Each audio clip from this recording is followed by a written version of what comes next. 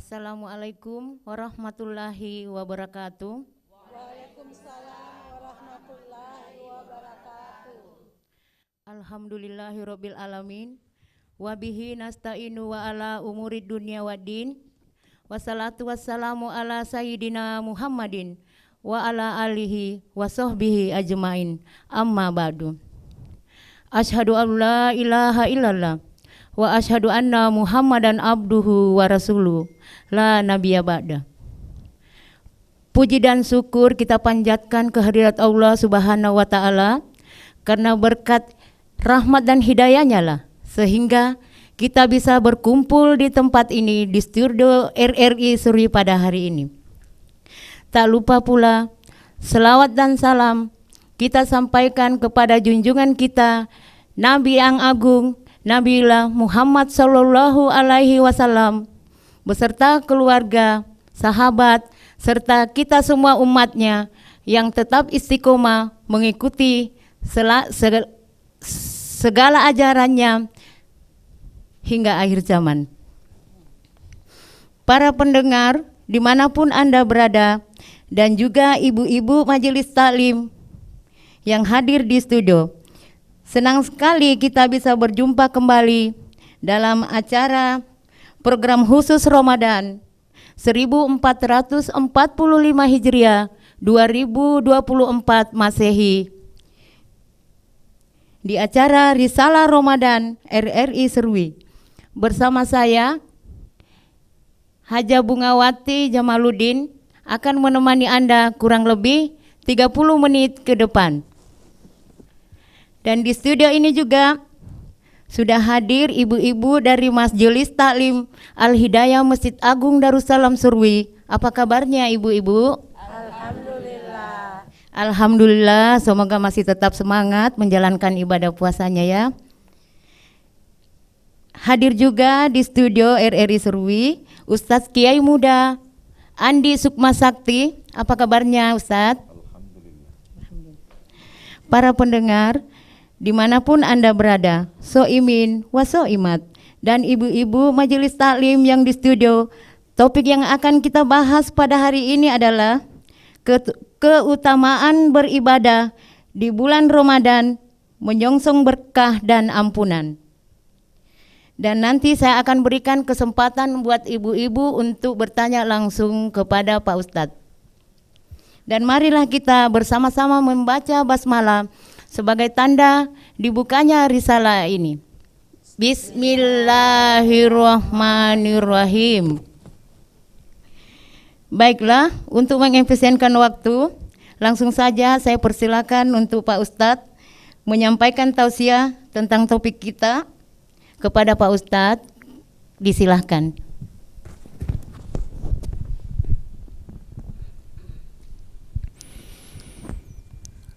Bismillahirrahmanirrahim. Assalamualaikum warahmatullahi wabarakatuh.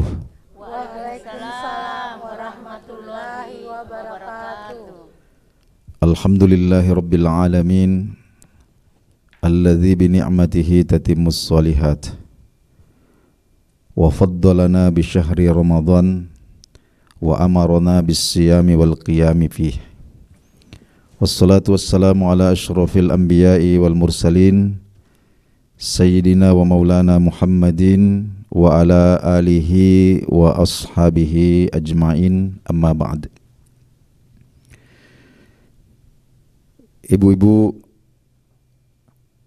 ketua, pengurus dan anggota Majelis Taklim Al-Hidayah Masjid Agung Darussalam Serui yang saya hormati, para pemirsa dimanapun Anda berada yang sempat merelay siaran kita pada hari ini. Pertama-tama mari kita bersyukur kehadirat Allah Subhanahu wa ta'ala yang telah memuliakan kita dengan mempertemukan kita dengan bulan yang paling mulia, yaitu bulan suci Ramadan.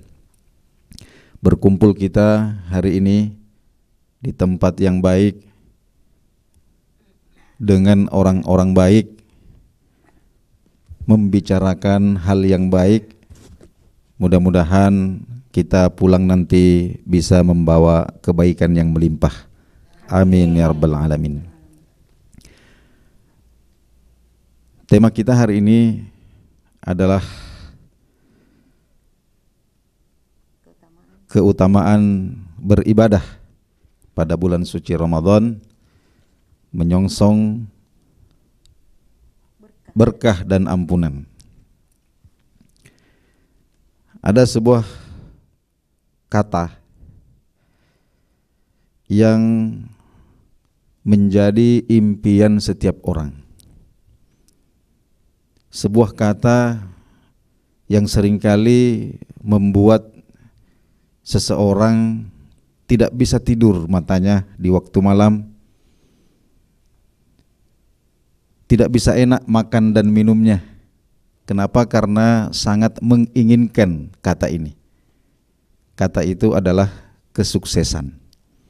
Setiap kita pasti menghendaki, menginginkan untuk sukses. Karena ingin mencapai kesuksesan, tidak sedikit kemudian orang yang lupa diri, lupa kehormatan, bahkan kehilangan harga dirinya.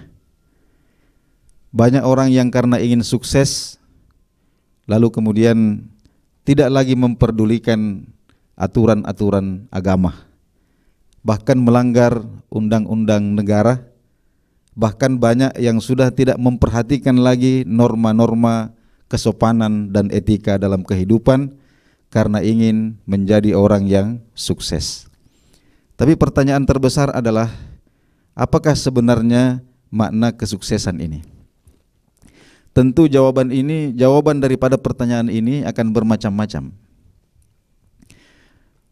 Barangkali bagi seorang aparat negara, kesuksesan itu adalah ketika dia bisa mencapai puncak dalam masalah kepangkatan.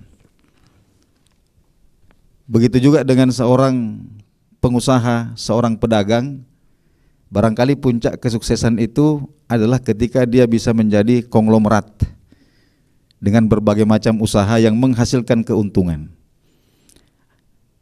Bagi seorang petani, kesuksesan adalah ketika kemudian apa yang dihasilkan dari lahan pertaniannya ini bisa melimpah, sehingga dia kemudian bisa memenuhi keinginan-keinginannya. Itu adalah kesuksesan versi manusia. Tapi bagaimanakah definisi kesuksesan menurut Allah Subhanahu wa taala pencipta kita? Allah Subhanahu wa taala menyebutkan di dalam Al-Qur'an apa yang dimaksud dengan kesuksesan dan siapa itu orang-orang yang sukses. Allah Subhanahu wa taala berfirman, "Faman zuhziha 'anil nar wa udkhilal jannah faqad faza." Barang siapa yang diselamatkan dari neraka kemudian dimasukkan ke dalam surga, itulah orang yang sukses sebenarnya. Saya ingin ulangi. Jadi kesuksesan menurut Allah pencipta kita tidak lain dan tidak bukan adalah siapa yang diselamatkan dari neraka kemudian dimasukkan ke dalam surga, itulah kesuksesan yang sebenarnya. Apalah arti jabatan yang sudah mencapai puncak? Barangkali kita menjadi presiden seluruh dunia, bukan hanya presiden Republik Indonesia, tapi bahkan mungkin presiden seluruh dunia. Akan tetapi kemudian kita akan berujung di dalam neraka. Apalah arti sebuah kesuksesan di dunia usaha? Ketika kemudian kita punya perusahaan yang beratus-ratus, yang bisa mendatangkan keuntungan barangkali miliaran per bulan, tapi kemudian kita akan berujung di neraka. Tentu itu semua akan hilang tanpa makna.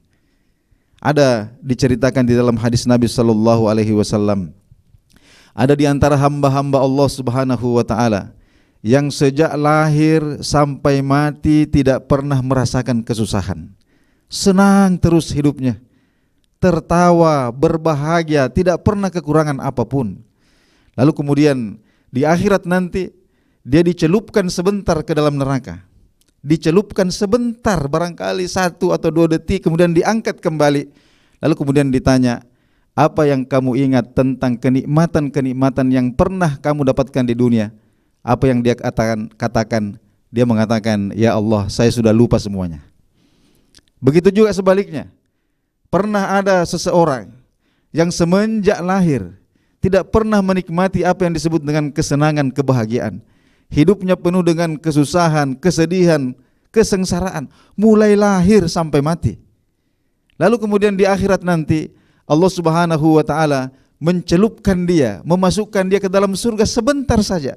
Barangkali cuma 1 atau 2 detik. Lalu kemudian dikeluarkan kembali. Lalu kemudian ditanya, wahai fulan, apa yang kau ingat tentang penderitaanmu di dunia? Dia mengatakan, ya Allah, saya sudah melupakan semuanya. Jadi barang siapa yang Allah selamatkan dari neraka, kemudian dimasukkan ke dalam surga, itulah orang yang sukses sebenar-benarnya. Nah, ibu-ibu sekalian, para pemirsa yang berbahagia, apa kaitannya dengan Ramadan ini? Kaitannya dengan Ramadan adalah tidak bisa dipisahkan. Kenapa? Karena salah satu momen spesial pada bulan Ramadan yang hanya Allah Subhanahu wa taala lakukan pada bulan Ramadan, tidak Allah lakukan pada waktu-waktu yang lain, disebutkan di dalam hadis Nabi sallallahu alaihi wasallam, wa inna lillahi utaqa'u minan nari fi kulli yaumin wa lailatin mir Ramadhan. Sesungguhnya Allah Subhanahu wa taala memiliki orang-orang yang dimerdekakan, yang dibebaskan tengkuknya dari api neraka pada setiap hari dan setiap malam pada bulan Ramadan. Dalam hadis yang lain baginda Nabi sallallahu alaihi wasallam sebutkan, wa inna lillahi utaqa'u fi kulli fitrin. Sesungguhnya Allah Subhanahu wa taala memiliki orang-orang yang diberdekakan, dibebaskan tengkuknya dari neraka pada setiap kali berbuka puasa, pada setiap waktu berbuka puasa. Hadirin yang dimuliakan Allah Subhanahu wa taala. Jadi pada bulan Ramadan ini Allah Subhanahu wa taala memberikan kesempatan bagi kita semua untuk menjadi orang sukses, yaitu orang-orang yang dibebaskan tengkuknya dari neraka. Kenapa kemudian Nabi mengatakan tengkuk? Ini perlu kita pikirkan. Tengkuk itu adalah leher kita bagian belakang. Biasanya ketika kita ingin memindahkan seekor kucing, apanya yang kita pegang? Tengkuknya. Kita angkat. Ya, ketika dipindahkan itu dia akan tenang ketika tengkuknya yang dipegang ini. Ya. Kenapa bahasa ini digunakan? Karena perlu kita ketahui bersama, ibu-ibu sekalian, bahwa setiap kita ini tercatat namanya di surga, tapi tercatat juga nama kita di neraka. Jadi setiap orang itu punya nama di surga, punya juga nama di neraka. Punya kapling di surga, punya juga kapling di dalam neraka. Jadi boleh jadi kemudian, ya, kita ini termasuk orang yang punya nama di dalam neraka. Lalu kemudian karena kita memuliakan bulan suci Ramadan, menunaikan hak-haknya bulan suci Ramadan, tidak mengabaikan waktu-waktu mulia pada bulan suci Ramadan, maka kemudian tengkuk kita diangkat. Tengkuk kita diangkat dari neraka ke dalam surga. Ya. Inilah yang kita inginkan. Oleh karena itu, ibu-ibu sekalian dan pemirsa yang sempat mendengarkan merilai siaran kita pada sore hari ini atau pada hari ini, marilah kita manfaatkan bulan suci Ramadan ini dengan memfokuskan waktu kita untuk melakukan hal-hal yang bermanfaat. Ya. Kalaulah mungkin amal soleh kita tidak bisa terlalu banyak pada bulan suci Ramadan ini, setidaknya jangan melakukan dosa pada bulan Ramadan. Jangan melakukan dosa pada bulan Ramadan. Kenapa? Karena baginda Nabi sallallahu alaihi wasallam sabdakan, tadha'afatis sayyi'atu kama tadha'afatil hasanatu. Ya, sebagaimana pahala kebajikan berlimpah-limpah, berlipat-lipat pada bulan Ramadan, begitu juga dengan catatan dosa itu juga berlimpah-limpah dan berlipat-lipat pada bulan suci Ramadan. Hadirin para pendengar yang dirahmati Allah Subhanahu wa taala, inilah barangkali yang sempat saya sampaikan pada kesempatan ini sehubungan dengan tema kita menyambut berkah dan ampunan Allah Subhanahu wa taala pada bulan suci Ramadan ini. Saya ingin mengakhiri dengan sebuah hadis Nabi sallallahu alaihi wasallam yang menyebutkan bahwa barang siapa yang terhalang untuk mendapatkan kebaikan-kebaikan pada bulan suci Ramadan, maka sesungguhnya dia adalah orang yang benar-benar terhalang dari semua bentuk-bentuk kebaikan. Mudah-mudahan kita semua digolongkan oleh Allah Subhanahu wa taala pada akhirnya nanti sebagai orang-orang yang dibebaskan tengkuknya dari api neraka.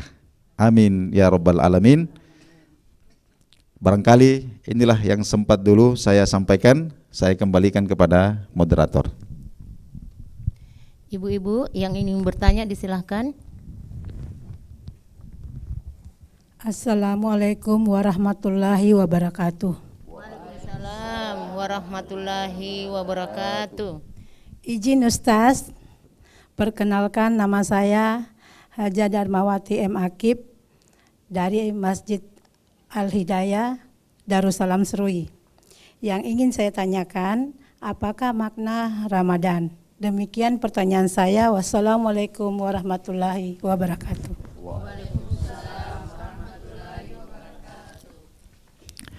Apa makna Ramadan? Ingin saya ingatkan bahwa Ramadan itu, Syahrul Ramadan itu adalah bulan ke-9 dari penanggalan Hijriah. Bulan ke-9 dari penanggalan Hijriah. Nah, orang Arab itu memiliki kebiasaan memberikan nama-nama bulan itu sesuai dengan situasi dan kondisi yang terjadi pada waktu itu. Saya berikan contoh. Muharram artinya bulan yang dimuliakan. Kenapa? Karena pada bulan Muharram itu orang Arab dulu segenting apapun permusuhan yang terjadi di antara mereka, kalau masuk bulan Muharram mereka menahan diri. Ya, jadi diharamkan untuk berperang menumpahkan darah pada bulan itu. Makanya disebut Muharram. Nah, kemudian ada juga Rabiul Awal. Maknanya adalah musim semi yang pertama. Kemudian ada juga Jumadil Ula. Maknanya adalah jamat itu artinya beku, karena cuaca yang begitu dingin sehingga kemudian seakan-akan perasaan ini atau tubuh ini membeku saking dinginnya, sehingga disebutkan sebagai Jumadil Ula. Maknanya adalah musim dingin yang pertama.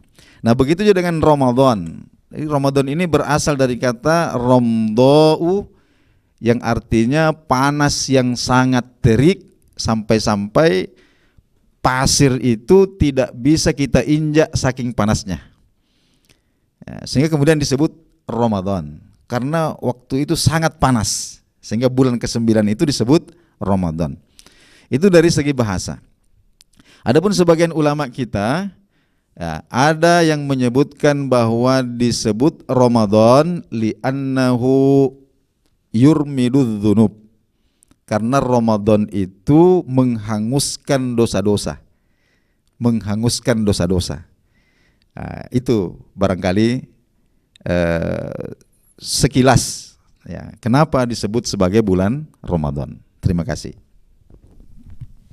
Silakan penanya selanjutnya.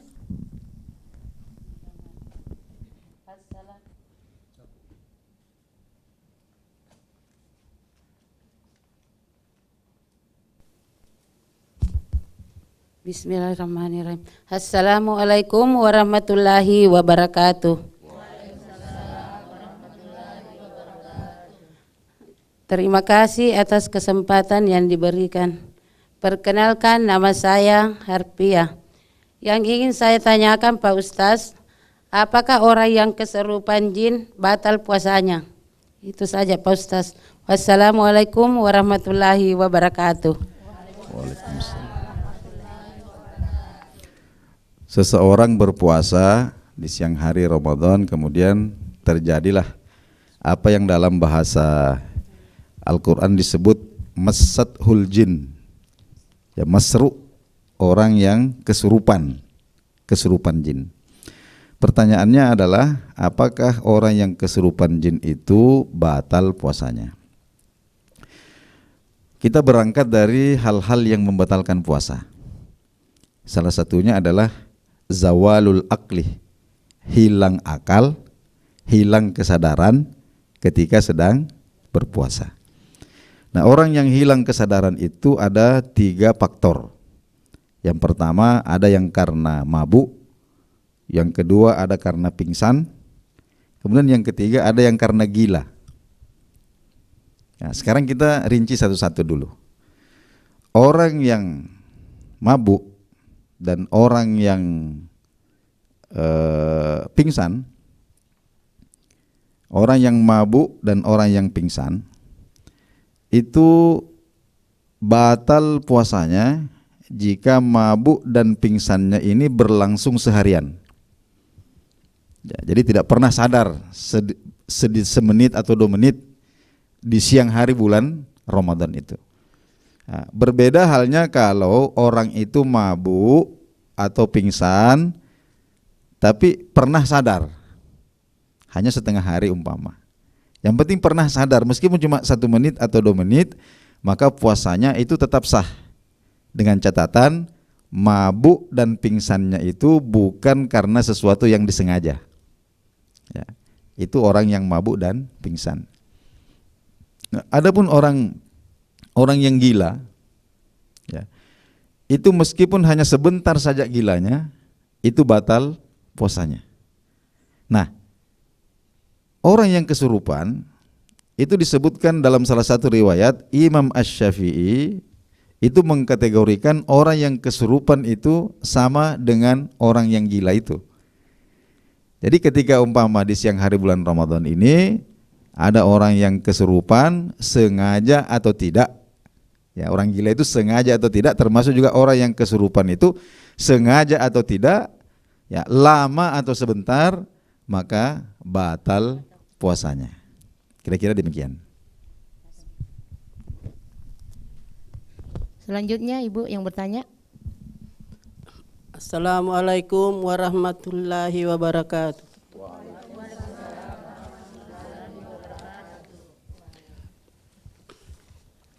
Izin Ustaz, saya perkenalkan, nama saya Ibu Alia dari dari Al-Hidayah Masjid Agung Darussalam. Yang ingin saya tanyakan Ustaz, apa hukumnya mencicipi makanan di saat berpuasa? Terima kasih. Wassalamualaikum warahmatullahi wabarakatuh. Waalaikumsalam. Ya, ini tentu penting bagi ibu-ibu, ya. Ya, karena yang berkaitan dengan menu ini biasa ibu-ibu tentu perlu mencicipi, ya. Begini, ini tentu kita berangkat dulu dari perkara yang membatalkan puasa. Salah satu yang membatalkan puasa di samping hilang kesadaran tadi itu adalah masuknya suatu benda. Apakah itu benda padat atau benda cair, masuk melalui lubang-lubang alami yang ada di tubuh kita yang tembus ke usus, tembus ke lambung. Ya, yang disepakati itu lubang mulut, kemudian lubang hidung, kemudian lubang pembuangan depan namanya kubul, kemudian lubang pembuangan belakang namanya dubur. Adapun telinga dan mata ini ulama berbeda pendapat. Nah, tadi dikatakan bahwa yang membatalkan itu kalau ada benda yang masuk dengan sengaja. Ya. Sekarang rasa itu benda atau bukan? Rasa. Jadi kalau rasa itu dianggap membatalkan, berarti nanti aroma juga bisa membatalkan. Ya, jadi karena rasa itu bukan benda, sama aja dengan aroma. Kalau kita mencium umpama orang bakar-bakar sate di pinggir jalan, kita lagi puasa, masuklah aromanya di hidung itu, wah enak. Tapi karena itu bukan benda, maka itu tidak membatalkan. Jadi tidak apa-apa kita cicipi rasanya saja, yang penting bendanya jangan masuk. Ya, rasanya saja. Jadi cukup kita di ujung-ujung jari kita, oh kurang asin nih. Ya, jangan sampai mencicipi barang 2-3 sendok. Itu membatalkan puasa. Ya, baik. Terima kasih. Ya, Ibu, selanjutnya Ibu yang bertanya. Assalamualaikum warahmatullahi wabarakatuh. Terima kasih atas waktu yang diberikan kepada saya. Izin bertanya Ustadz, nama saya Marwati Burhan. Yang ingin saya tanyakan sangat singkat ini Pak Ustadz. Bolehkah menelang ludah saat berpuasa? Terima kasih. Assalamualaikum warahmatullahi wabarakatuh. Menelan ludah saat berpuasa. Ludah tak sendiri? Enggak, siapa tahu ludahnya orang. Ya, jadi ludah itu termasuk sesuatu yang susah dihindari. Jadi prinsip agama itu adalah ad-dinu yusrun. Di agama ini mudah, meskipun tidak boleh dibikin mudah-mudah. Ya, menelan ludah itu hukum asalnya tidak membatalkan puasa dengan syarat. Satu, itu ludah tak sendiri. Ya. Kalau ludahnya orang, batal. Ya. Yang kedua, itu ludah belum bercampur dengan benda-benda yang lain.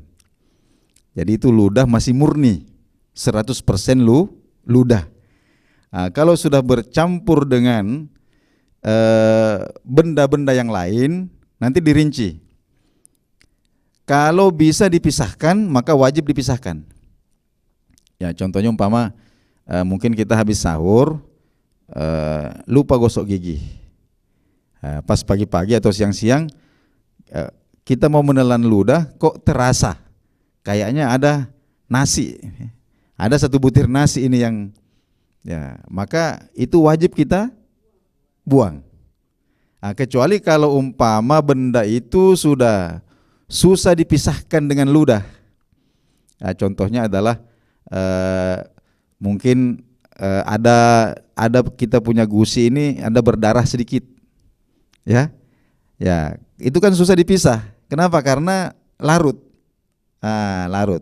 Mungkin kita tidak merasa bahwa gusi saya ini berdarah. Tapi begitu kita telan ludah kita merasa bahwa kayaknya ada darahnya. Maka yang seperti itu tidak membatalkan. Kenapa? Karena memang susah untuk dipisahkan. Tapi kalau kita mengetahui bahwa ini gusi saya lagi berdarah, maka kita wajib untuk mengeluarkan ludah itu. Itu yang kedua. Kemudian yang ketiga, air ludah itu masih ada di tempatnya. Di mana tempatnya air ludah tak? Di dalam mulut. Berarti kalau sudah melewati area mulut, apa istilahnya tuh? Ya, iler, bebe.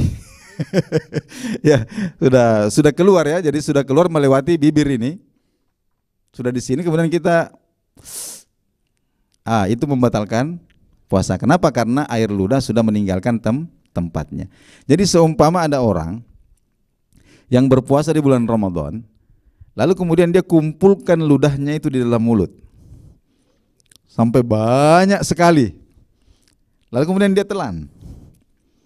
Itu tidak membatalkan puasa jika syarat-syarat yang 3 tadi itu terpenuhi.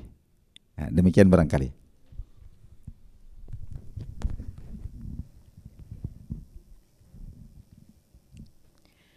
Akhirnya sampai jualah kita di penghujung acara ini. Namun sebelum kita berpisah, marilah kita bersama-sama berdoa yang akan dipimpin oleh Al-Mukarram Ustaz Kiai Muda Andi Sukma Sakti. Kepada Bapak disilakan. Bismillahirrahmanirrahim. Allahumma ya Allahu ya Karim, ya Hannanu ya Mannan, ya Zal Jalali wal Ikram. Nahmaduka wa nasta'inuka wa nastaghfiruka wa na'udzubika min syururi anfusina wa sayyiati a'malina. Allahumma hdina siratal mustaqim. Allahumma inna nas'aluka ridhaka wal jannah wa na'udzubika min sakhatika wan nar. Rabbana taqabbal minna salatana wa siyamana wa qiyamana wa ruku'ana wa sujudana wa du'aana. Allahumma khtim bil baqiyatis salihati a'malana ya rabbal alamin. Allahumma ighfir lana wa liwalidina wa lil mu'minina wal mu'minat al ahya'i minhum wal amwat aynama kanu min masyariqil ardi ila magharibiha.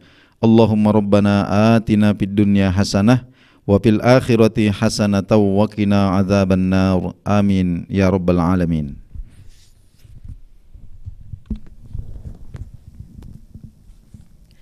Para pendengar dimanapun Anda berada, dan ibu-ibu Majelis Taklim Al-Hidayah, Majelis Taklim Al-Hidayah Masjid Agung Darussalam Serui, dan Bapak Ustadz, terima kasih banyak atas keberkenaannya hadir pada hari ini.